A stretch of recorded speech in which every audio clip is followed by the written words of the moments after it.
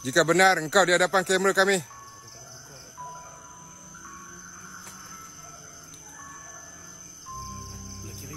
Ni. Macam demam Ha. Ni geng. Tu. Tu. Pit, dia tulis sini, Pit. Dia tulis. Nampak? Nampak weh. Dia tulis. Tuliskan lagi. Jika benar kau di hadapan kamera kami. Tuliskan lagi.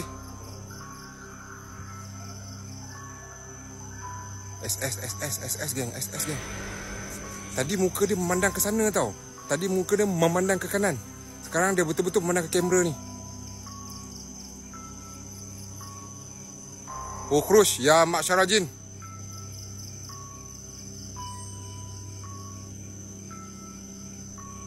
Dia pandang sini lah weh. Dia pandang sini.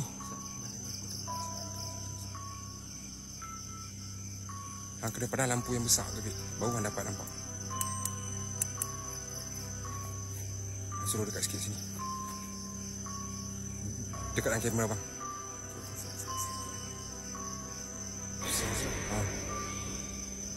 Dia pandang ke sini.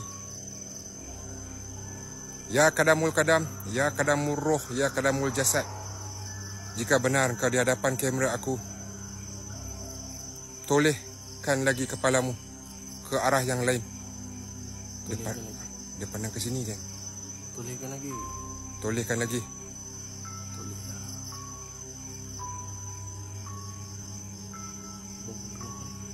Bau dengar ni.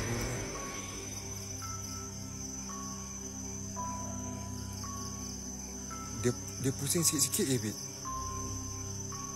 Tapi penting nampak muka tu. Ha, muka kan? Ha, Amir nampak Amir? Abang. Ha, nampak macam topeng demas. Tapi dia bergerak sini, dia gerak. Dia gerak sikit. Cong. Bukan cong. Tu macam muka.